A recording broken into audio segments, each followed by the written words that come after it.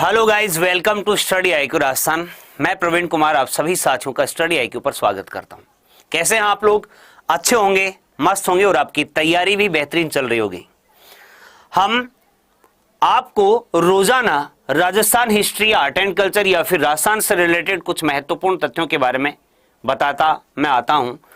अर्थात मेरा कहने का मतलब यह है कि रोज हम किसी न किसी उस महत्वपूर्ण मुद्दे के ऊपर डिस्कस कर रहे होते हैं जो हमारे एग्जाम के दृष्टिकोण से बड़े महत्वपूर्ण होते हैं।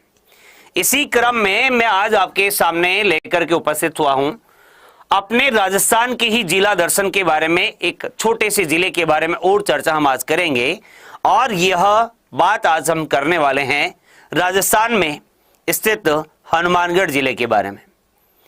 जैसा कि आपको विदित है, जब मैंने एक दिन आपको मरुस्थलीकरण के बारे में पढ़ाया था, तब मैंने आपको यह बताया था कि जो गंगानगर, हनुमानगढ़, बीकानेर, साथ ही साथ सीकर, झुंझुनू, नागौर और जैसलमेर, जोधपुर, बाड़मेर, जालोर का जो क्षेत्र आता है यह मरुस्थली वाला क्षेत्र आता है, अर्थात डेजर्ट यहां पर पाया जाता है। लेकिन इसी क्षेत्र में नहरी सिंचाई का कार्य भी अब प्रारंभ कर दिया गया है। तो क्या क्या इस जिले की महत्वपूर्ण विशेषताएं हैं, ये सारी बातें हम आज के इस सेशन में डिस्कस करने वाले हैं। तो गाइस, सबसे पहले तो इसके क्षेत्रफल की बात हम अगर करें, 9659.09 वर्ग किलोमीटर हनुमानगढ़ का ये आपका क्षेत्रफल आता है। इसकी जनसंख्या और लिंगानुपात जो अपने यहां पर 2011 की जनगणना हुई थी उसके अकॉर्डिंग मैं आपको बता रहा हूं। और यहां की जो लिंगानुपात की बात हम अगर करें तो मेरे प्यारे मित्रों, ये 1000 पर 906 यहां पर लिंगानुपात हमें देखने को मिलता है। यहां पर साक्षरता दर जो है यह 67.1% आती है। जनघनत्व 184 है और लोकसभा क्षेत्र जो आता है ये यहां पर कौन सा आता है? श्री गंगानगर। याद रखिएगा, डिस्ट्रिक्ट हनुमानगढ़ है लेकिन इसका लोकसभा क्षेत्र जो है यह कौन सा है? यह आपके हनुमानगढ़ का लोकसभा क्षेत्र श्री गंगानगर आता है। अब साथ ही साथ इस जिले के तहसीलों के बारे में हम अगर जानकारी प्राप्त करें तो इसी जिले में हनुमानगढ़ के साथ रावतसर, नौहर, भादरा, पीलीबंगा, टीबी और संगरिया, ये हनुमानगढ़ जिले की तहसीलें हैं। और इसी के विधानसभा क्षेत्रों की अगर हम चर्चा करेंगे तो हनुमानगढ़, संगरिया, पीलीबंगा, नौहर और भादरा, ये हनुमानगढ़ जिले के विधानसभा क्षेत्र हैं। अर्थात मैं ये आपको बता रहा था कि लोकसभा में तो हनुमानगढ़ जिला गंगानगर में शामिल है, लेकिन विधानसभा सीटें जो हैं यहां पर हनुमानगढ़, संगरिया, पीलीबंगा, नौहर और भादरा। क्या ये वाला जो क्षेत्र आता है ये पंजाब और हरियाणा के साथ में टच होता है क्या? जी बिल्कुल। अर्थात मैं यूं कह दूं कि हनुमानगढ़ जो है यह यहां पर अपने पंजाब और हरियाणा जो पड़ोसी राज्य आते हैं उनके साथ अपनी सीमा बनाता है। पूछ सकता है सीधे सिंपल वे में वन लाइनर प्रश्न आपसे कि हनुमानगढ़ जिला किन दो राज्यों के साथ सीमा बनाता है? अपने पंजाब और हरियाणा के साथ। साथ ही साथ पड़ोसी जिलों की बात हम अगर करें तो पड़ोसी जिले आपके एक तो गंगानगर वाला क्षेत्र हो गया है, साथ ही साथ बीकानेर और चूरू की बात हम अगर करें, अर्थात जो 3 डिस्ट्रिक्ट अपने आते हैं चूरू, बीकानेर और गंगानगर, अंतरराज्यीय स्तर के ऊपर या फिर मैं यूं कह दूं कि डिस्ट्रिक्ट लेवल की बात हम अगर करें राजस्थान में तो डिस्ट्रिक्ट लेवल पर 3 जिलों के साथ में और अंतरराज्यीय स्तर पर 2 राज्य बताए, पंजाब और हरियाणा। ये बेसिक सी बातें हैं। ये जनसंख्या, घनत्व और क्षेत्रफल आपसे जहां तक संभव है नहीं पूछा जाता, इसलिए इसको याद करने की, रटने की आपको आवश्यकता नहीं है। अब आगे बढ़ते हैं, हनुमानगढ़ के बारे में और विशेषताएं क्या हैं, इसका गठन कब किया गया था, इसके बारे में भी जानकारी प्राप्त कर लेते हैं। तो बात आती है 12 जुलाई 1994 ईस्वी की। 12 जुलाई 1994 ईस्वी को गंगानगर में पहले हनुमानगढ़ जो है क्षेत्र है ये शामिल था और 1994 ईस्वी में इसको गंगानगर से क्या कर दिया गया? अलग किया गया था। यहाँ की मिट्टी की बात हम अगर करें तो भूरी रेतीली और रेतीली कछारी मिट्टी पाई जाती है। मैंने कहा ये मरुस्थल वाला क्षेत्र आता है, अर्थात मरुस्थलीकरण होने के कारण यहाँ पर जो मिट्टी है ये भूरी रेतीली मिट्टी है। लेकिन अब इस क्षेत्र में नहरों से सिंचाई करने का कार्य किया जा रहा है, जिसके कारण यहां पर अनेक सारे फलों का भी उत्पादन होता है। फलों के साथ साथ हम बात करेंगे चावल के प्रोडक्शन की भी, लेकिन जो यहां पर मिट्टी है ये भूरी रेतीली मिट्टी है। साथ ही साथ टिब्बी में तलवाड़ा झील जो है ये आपके इस जिले का एक जलाशय है। नदियों में आपने घग्गर नदी का नाम सुना होगा, जिसे प्राचीन सरस्वती नदी भी कहा गया है। अर्थात मैं यूं कह सकता हूं कि ये नदी जो है यह अब केवल वर्षा के दिनों में ही हमें दिखाई देती है, क्योंकि इसे मृत नदी भी कहा जाता है। अर्थात मैं यूं कह दूं कि इसे मृत नदी भी कहा जाता है। क्यों कहा जाता है? क्योंकि अमूमन यह हमें केवल और केवल वर्षा के समय आजकल दिखाई देती है। और इसका प्रवेश जो है कालका शिमला के पास शिवालिक की पहाड़ियों से ये ओरिजिन इसका आता है। और साथ ही साथ जो टिब्बी है अपना हनुमानगढ़ वाले क्षेत्र में, यहां पर ये नदी जो है अपने राजस्थान में क्या करती है? प्रवेश करती है। मैंने कहा मृत नदी के नाम से इसे जाना जाता है, डेड रिवर इसे कहा जाता है। क्लियर है? बेसिक सी बात हमने अभी तक की है। इसका गठन 12 जुलाई 1994 ईस्वी को हुआ। गंगानगर से पृथक हुआ था। यहाँ की मिट्टी भूरी रेतीली मिट्टी है। यहाँ के जलाशय की बात हमने की है, तलवाड़ा झील आती है।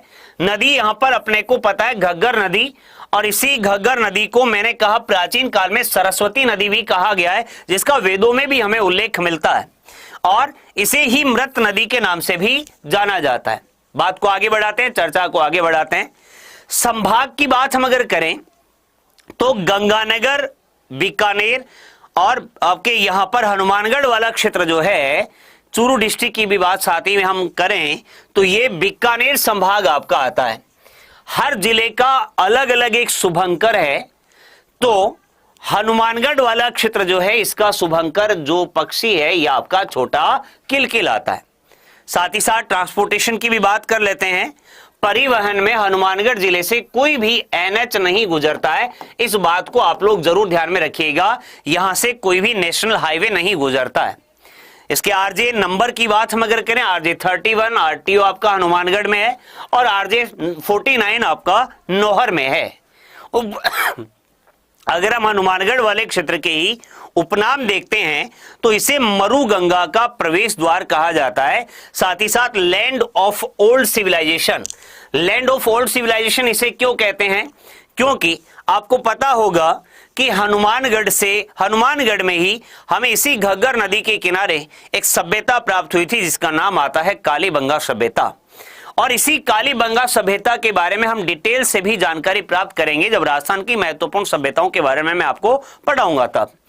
और मैंने कहा इसके उपनाम जो है मरु गंगा का प्रवेश द्वार, साथ ही साथ लैंड ऑफ ओल्ड सिविलाइजेशन इसे ही कहा जाता है, क्योंकि सभ्यताएं अपने को इस वाले क्षेत्र से प्राप्त हुई हैं। अब महत्वपूर्ण स्थलों के बारे में जानकारी प्राप्त करते हैं टूरिज्म के अकॉर्डिंग। पर्यटन से संबंधित कई बार क्वेश्चन आपसे मेंस में भी पूछ लिया जाता है। तो भटनेर दुर्ग का नाम आपने सुना होगा, और ये भटनेर दुर्ग जो है ये आपको पता ही होगा सर्वाधिक आक्रमण झेलने वाला दुर्ग है। बिल्कुल सही बोल रहा हूं मैं, भारत में सर्वाधिक आक्रमण झेलने वाला दुर्ग इसे कहा गया है, जिसका निर्माण भूपत भाटी के द्वारा करवाया गया था। और इसकी बात हम अगर करें, ये राजस्थान का सबसे प्राचीन दुर्ग भी आता है हनुमानगढ़, आपको सुना होगा, जिसे प्राचीन काल में आपके भटनेर ही कहा जाता था। बाद में बीकानेर शासक सूरत सिंह के द्वारा, जो पहले आपका भटनेर नाम इस क्षेत्र का हुआ करता था, बीकानेर शासक थे जिनका नाम आता है सूरत सिंह, और सूरत सिंह ने मंगलवार के दिन इस पर अधिकार करके इसका नाम क्या रखा था? हनुमानगढ़ नाम रखा था। तो भारत में सर्वाधिक आक्रमण झेलने वाला दुर्ग ये भटनेर दुर्ग है, जिसका निर्माण भूपत भाटी के द्वारा करवाया गया था। ये भटनेर अर्थात हनुमानगढ़ में ही आता है। और तैमूर के द्वारा भी इसके ऊपर आक्रमण किया गया, और तैमूर के द्वारा जब आपके यहां पर इस दुर्ग पर आक्रमण हुआ था, उत्तरी पूर्वी सीमा का प्रहरी दुर्ग भी इसे कहा जाता है। ठीक है, उत्तरी सीमा का प्रहरी दुर्ग भी इसी भटनेर दुर्ग को कहा जाता है, और सर्वाधिक आक्रमण झेलने वाला दुर्ग है। मैंने कहा जब तैमूर के द्वारा इस किले के ऊपर आक्रमण किया गया था, तब यहां पर मुस्लिम व हिंदू दोनों महिलाओं के द्वारा साथ में ही जोहर किया गया था, जो बड़ी इंपॉर्टेंट बात आती है। 1398 तैमूर के द्वारा अटैक किया गया, और हिंदू महिलाओं के साथ साथ मुस्लिम महिलाओं ने भी जोहर किया। यह बड़ी इंपॉर्टेंट बात है। साथ ही साथ तैमूर की जो ऑटोबायोग्राफी है तुजु के तैमूरी, उसमें ये कहा है कि मैंने इतना मजबूत और सुरक्षित दुर्ग पूरे हिंदुस्तान में नहीं देखा। I have never seen such a strong and safe fort in the whole of India. Timur के द्वारा भी इस दुर्ग की प्रशंसा की गई थी। वैसे महत्वपूर्ण दुर्ग का टॉपिक हमें अलग से पढ़ना होता है राजस्थान आर्ट एंड कल्चर में, लेकिन हम अभी चर्चा कर रहे हैं हनुमानगढ़ जिले के बारे में। इसी हनुमानगढ़ में स्थित भटनेर दुर्ग के बारे में भी मैंने आपको जानकारी प्रदान की है। अब जब बात हनुमानगढ़ की चल रही है तो बात गोगामेडी की नहीं की जाएगी, ऐसा संभव नहीं है। गोगामेडी गोगा जी का प्रमुख स्थान, गोगा पीर का प्रमुख स्थान आता है। ऐसा माना जाता है कि गोगा जी का जो धड़ था वह यहां पर गिरा था। ददरेवा चूरू में गोगा जी का जन्म हुआ था, जहां पर भी गोगामेडी अर्थात गोगा जी का मंदिर है। और गोगामेडी हनुमानगढ़ में भी गोगा पीर का एक प्रमुख स्थानीय स्थान आता है। गोगा नवमी नोहर अर्थात हम बात करेंगे गोगा नवमी को, यहां पर गोगा जी का विशाल मेला लगता है। और इस मंदिर की एक बड़ी विशेषता आती है, मैंने कहा अपने राजस्थान में पंच पीरों की पूजा होती है, अर्थात जिन्हें हिंदू धर्म के अनुयायी और मुस्लिम धर्म के अनुयायी भी उनकी पूजा करते हैं। गोगा जी, रामदेव जी, पाबू जी, हड़बू जी और मेहा जी, इन्हीं में गोगा जी भी आते हैं। इस मंदिर का निर्माण जो है ये जब करवाया गया तो ये मंदिर जो है ये मकबरे नुमा मंदिर बना हुआ है, अर्थात इसके ऊपर ही भाग में गुंबद आकार में ये मंदिर बना हुआ है। और इसी मंदिर के प्रवेश द्वार पर बिस्मिल्लाह शब्द भी लिखा हुआ है। इनके गोगा जी के गुरु जो थे, इनका नाम क्या था? आपके गोरखनाथ जी। गोगामेडी कहां पर है? नोहर हनुमानगढ़, हमने चर्चा यहां पर की है। बात करते हैं शीला माता मंदिर। शीला माता मंदिर जो है यह भी एक अनूठी मिसाल है इस क्षेत्र की, जहां पर भी हमें इसमें हम ये कह रहे हैं जिस प्रकार शीला माता का जो मंदिर है इसे मुस्लिम धर्म के अनुयायी जो हैं, मुस्लिम भक्त इन्हें शीला पीर कहते हैं, अर्थात धार्मिक सहिष्णुता का एक अनूठी मिसाल हमें गंगानगर इस हनुमानगढ़ वाले क्षेत्र में देखने को मिल रही है। गोगामेडी की बात हमने की है, जिन्हें मुस्लिम धर्म के अनुयायी गोगा पीर के नाम से पूछते हैं। और यहाँ पर शीला माता का जो मंदिर है, यहाँ मुस्लिम अनुयायी इन्हें शीला पीर कहते हैं। इनका मेला भाद्रपद शुक्ल एकादशी को लगता है। साथ ही साथ भद्रकाली माता का मंदिर भी हनुमानगढ़ में आता है, जो अमरपुरा गांव में आता है। इसका निर्माण बीकानेर महाराजा राम सिंह के द्वारा करवाया गया था। हम अभी चर्चा कर रहे हैं, हम अभी डिस्कस कर रहे हैं हनुमानगढ़ जिला दर्शन के बारे में। यहाँ के प्रमुख मंदिरों के बारे में मैं आपको अभी बता रहा हूं। इसी कड़ी में आगे हम बढ़े तो आपने ब्रह्मणी माता का नाम अवश्य ही सुना होगा, और इनका मंदिर जो है ये आपके पल्लू हनुमानगढ़ में आता है। साथ ही साथ इसी हनुमानगढ़ वाले क्षेत्र में गांव आता है जिसका नाम आता है बड़ोपल गांव।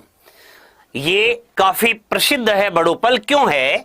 राज्य का सर्वाधिक सेम ग्रसित क्षेत्र ये आता है, अर्थात घग्गर व इंदिरा गांधी नहर के पानी के रिसाव के कारण यह आपका बड़ोपल गांव जो है ये सेम ग्रसित क्षेत्र आपका आता है। याद रख सकते हैं।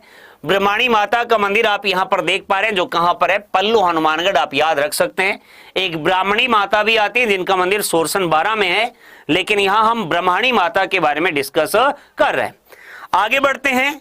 इसी कड़ी में गुरुद्वारा कबूतर साहिब की बात अगर करें, जो कहां पर है? नोहर में। याद रखिएगा, गुरुद्वारा कबूतर साहिब बड़ा इंपॉर्टेंट है, कई बार आपसे पूछा जाता है। कहां पर आता है ये? नोहर में आता है। साथ ही साथ आपको पता होगा कि प्राचीन सभ्यता जैसे कालीबंगा की बात मैंने थोड़ी देर पहले आपको बताई थी, लेकिन इस कालीबंगा के अलावा रंग महल, पीलीबंगा और करणपुरा जो है ये भी हनुमानगढ़ जिले में ही आपके पुरातात्विक स्थल आते हैं, जहां से अपने को अवशेष प्राप्त हुए हैं। एक और बात हम करते हैं, जब राजस्थान की हस्तकला की बात आती है तो इस राजस्थान की हस्तकला में खेल सामग्री के बारे में कई बार हमसे प्रश्न पूछ लिया जाता है कि खेल सामग्री का निर्माण सर्वाधिक कहां होता है। तब आपका आंसर क्या आता है? हनुमानगढ़ डिस्ट्रिक्ट अपने खेल सामग्री निर्माण के लिए प्रसिद्ध है। साथ ही साथ पीड़ित मानवता की सेवा के लिए जो प्रारंभ आपके सारथी योजना है, कौन सी योजना? सारथी योजना। इसका संबंध भी कौन से जिले से आता है? हनुमानगढ़ डिस्ट्रिक्ट। याद रखिएगा, मैंने आपको बताया गुरुद्वारा कबूतर साहिब आपका नोहर, साथ ही साथ जो आपके पुरातात्विक स्थल आते हैं जैसे रंगमहल, पीलीबंगा और करणपुरा, ये हनुमानगढ़ में ही हैं। हनुमानगढ़ हस्तकला के क्षेत्र में अपनी खेल सामग्री के निर्माण के लिए प्रसिद्ध है और साथ ही साथ जो सारथी योजना प्रारंभ की गई थी पीड़ित मानवता की सेवा के लिए, वह भी इसी हनुमानगढ़ जिले से ही संबंधित आती है। अब मैंने कहा यहां पर पहले रेतीला मरुस्थल था, लेकिन अब नहरों के माध्यम से सिंचाई की जा रही है, जिसके कारण कृषि उत्पादन और फलों के उत्पादन में हनुमानगढ़ अपना महत्वपूर्ण स्थान रखता है। जैसे चावल उत्पादन की बात हम अगर करें तो चावल उत्पादन में राजस्थान में अग्रणी स्थान रखता है। सर्वाधिक चावल का उत्पादन राजस्थान में इसी जिले से होता है। साथ ही साथ जर्मनी के सहयोग से, जर्मनी लिखा है यहां पर, ठीक है ना, जर्मनी के सहयोग से आपनी योजना का संचालन यहां पर किया जा रहा है। साथ ही साथ अगर हम खनिज संपदा के दृष्टिकोण से हनुमानगढ़ को देखें तो पोटास के नवीनतम भंडार हमें यहां से प्राप्त हुए हैं। और साथ ही साथ जिले में सेम की समस्या के लिए रावतसर सेम प्रोजेक्ट जो है, मैंने कहा पानी के रिसाव के कारण ये सेम की समस्या अपने को देखने को मिल रही है। इसी के लिए, इसी समस्या से निजात के लिए रावतसर सेम प्रोजेक्ट जो है ये इसके द्वारा कार्य किया जा रहा है। सिंचाई के लिए मैंने कहा इंदिरा गांधी नहर परियोजना और साथ ही साथ राजीव गांधी सिद्धमुख नहर परियोजना। बहुत बार आप साथियों से इस नहरी सिस्टम से रिलेटेड क्वेश्चन पूछे जाते हैं। हो सकता है हम जल्दी ही इसके ऊपर एक वीडियो लेकर आए, ताकि एक क्लास लेकर के आए, ताकि आपका ये नहरी सिस्टम वाला मामला जो है ये अच्छे तरीके से सेट हो जाए। तो देखिएगा इंदिरा गांधी नहर परियोजना और राजीव गांधी सिद्धमुख नहर परियोजना जो है, इनके माध्यम से यहां पर इस हनुमानगढ़ जिले में सिंचाई की जाती है। साथ ही साथ इंदिरा गांधी नहर का राजस्थान में जो प्रवेश आता है, ये खरखेड़ा गांव जो कहां पर है, टिब्बी, और टिब्बी आपका कहां पर आता है, हनुमानगढ़ में आता है। इसी खरखेड़ा गांव टिब्बी से ये इंदिरा गांधी नहर जो है ये अपने राजस्थान में प्रवेश करती है। इसका मतलब कहां से आती है, ये पंजाब वाले क्षेत्र से आती है। आपको पता होगा इस नहर का निर्माण जो है यह आपके यहां पर महाराजा गंगा सिंह के द्वारा करवाया गया था। बात की जाए तो इसका उद्गम फिरोजपुर के पास सतलज और व्यास नदियों का जो संगम है, जहां पर आपका हरिके बैराज बना हुआ है, यहीं से इस नहर का उद्गम होता है। और अपने राजस्थान में खरखेड़ा गांव जो टिब्बी हनुमानगढ़ में आता है, यहां से यह नहर प्रवेश करती है और इसी इंदिरा गांधी नहर परियोजना और आपके राजीव गांधी सिद्धमुख नहर परियोजना से यहां पर सिंचाई का कार्य होता है। बात की जाएगी इस नहर की कुल लंबाई जो है ये 649 किलोमीटर आती है। इसकी एक शाखा है जिसका नाम है रावतसर शाखा। फर्स्ट जीएनपी नहर से निकाली पहली शाखा ये बाईं तरफ है, जबकि अन्य सभी शाखाएं जो है ये आपके दाईं तरफ आती हैं। इसीलिए यहां से भी कई बार क्वेश्चन आपसे पूछा जाता है, सीधा सीधा प्रश्न, कि वह शाखा जो बाईं तरफ से निकाली गई है ये शाखा कौन सी है, रावतसर शाखा। फर्स्ट जीएनपी नहर से निकाली गई आपके पहली शाखा जो आपके बाईं तरफ है, क्योंकि बाकी की सभी शाखाएं आपके दाईं ओर से निकाली गई हैं। इसी प्रकार आपके चौधरी कुंभाराम लिफ्ट नहर जो आती है, इससे हनुमानगढ़ जिले में आपके सिंचाई करने का कार्य किया जा रहा है।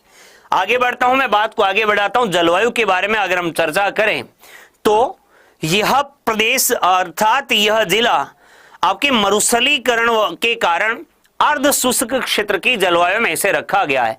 अर्थात यहाँ की जलवायु जो है ये अर्ध शुष्क है। अर्ध शुष्क का मतलब ये हो गया कि यहां पर जब ग्रीष्म काल आएगा तब भयंकर गर्मी पड़ेगी और शीतकाल में यहां पर अत्यधिक ठंड भी आपको देखने को मिलेगी। अर्थात जलवायु जो हनुमानगढ़ डिस्ट्रिक्ट की आती है, क्योंकि अरावली पर्वतमाला से मैंने आपको एक दिन समझाने का प्रयास किया था। अगर हम चर्चा करेंगे कि ये इस प्रकार से यहाँ से अरावली निकलती है, ये आपका गंगानगर हनुमानगढ़ वाला क्षेत्र, और ये पूरा बेल्ट जो आता है मरुस्थलीकरण यहाँ पर है, जिसके कारण इसकी जलवायु जो है ये अर्ध शुष्क जलवायु है। और मैंने ये कहा कि यहाँ पर वार्षिक तापांतर जो है अर्थात तापांतर जो है ये बहुत अधिक पाया जाता है। फसलों के बारे में अगर हम चर्चा करें, मैंने थोड़ी देर पहले कहा था कि चावल का उत्पादन यहाँ पर किया जाता है और साथ ही साथ इसी हनुमानगढ़ वाले क्षेत्र को फलों की टोकरी भी कहा जाता है, क्योंकि यह कपास उत्पादन में राज्य का दूसरा और साथ ही साथ चावल उत्पादन में अपना प्रथम स्थान राज्य में रखता है। इसके अलावा यहाँ पर अनेक सारे फलों का उत्पादन जो है यह भी हमें देखने को मिलता है। याद रखिएगा दोनों ही इंपॉर्टेंट फैक्ट हैं। कॉटन की बात हम अगर करें, कपास की बात हम अगर करें, कपास राज्य में दूसरा स्थान हनुमानगढ़, और चावल प्रोडक्शन में आपके पहला स्थान जो है ये हनुमानगढ़ जिले का ही आता है। खनिज संपदा के बारे में अगर चर्चा की जाएगी, जिप्सम जो है ये हमें रावतसर, नौहर, भादरा में जिप्सम के भंडार अपने को देखने को मिलते हैं जहां से जिप्सम निकाला जा रहा है। साथ ही साथ उद्योगों के बारे में अगर बात की जाए तो सहकारी सूती वस्त्र उद्योग हनुमानगढ़, सूती वस्त्र उद्योग, क्योंकि कपास उत्पादन में राज्य में हनुमानगढ़ जिला अपना दूसरा स्थान रखता है, इसीलिए सहकारी सूती वस्त्र उद्योग हनुमानगढ़ में लगाया गया है। आपके गोवत्स परिपालन केंद्र नौहर में है। साथ ही साथ हनुमानगढ़ स्थित भेड़ प्रजनन एवं अनुसंधान केंद्र, ये इंपॉर्टेंट है भैया, जो कहां पर है, नाली में, इसी हनुमानगढ़ डिस्ट्रिक्ट में भेड़ प्रजनन एवं अनुसंधान केंद्र है, जहां पर भेड़ों के ऊपर क्या किए जाते हैं, आपके अनुसंधान किए जाते हैं। साथ ही साथ इसी जिले में अगर हम चर्चा करें खनिज उत्पादन में, जिप्सम के अलावा यहां पर अपने को पोटास के भंडार भी प्राप्त हुए हैं। यहां तक कॉन्सेप्ट एकदम अच्छे तरीके से आपका क्लियर हुआ होगा। हनुमानगढ़ जिले के बारे में जो भी महत्वपूर्ण बातें मैंने आपको बताई, सब अच्छे तरीके से आपको समझ में आई होंगी। जो भी इंपॉर्टेंट महत्वपूर्ण बातें एग्जाम के दृष्टिकोण से महत्वपूर्ण हो सकती थी, वो सभी मैंने आपको बताने का प्रयास किया है। ओके गाइस, तो बाकी की चर्चा हम अपने अगले सेशन में करेंगे। तब तक के लिए bye bye, take care, thank you.